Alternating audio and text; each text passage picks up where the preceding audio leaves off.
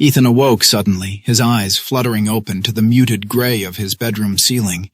A shiver ran down his spine, pulling him from the remnants of a forgotten dream. His gaze drifted down the length of his bed, where a shadowy figure stood, motionless and indistinct. Ethan's heart raced, the steady thump breaking the silence that enveloped him.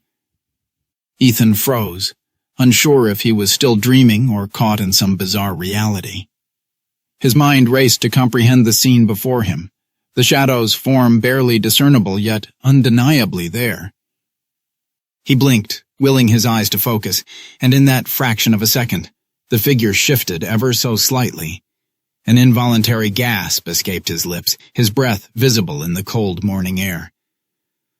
"Who are you?" he whispered, his voice cracking with a mix of fear and curiosity.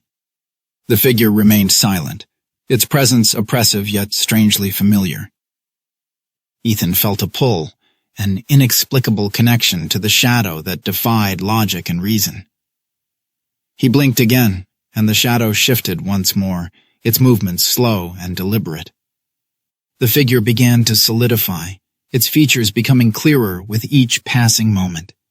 Ethan could make out the contours of a face, the glint of eyes watching him with an intensity that sent chills through his body.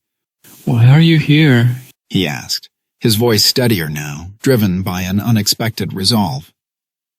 Ethan felt a strange sense of peace wash over him, the initial terror of the encounter ebbing away. The figure seemed less menacing, its presence almost comforting now. "You're me, aren't you?" Ethan murmured, realization dawning on him. The shadow nodded imperceptibly, a silent acknowledgement of their shared existence. Ethan sat up, the figure now gone, leaving behind only the soft light of morning.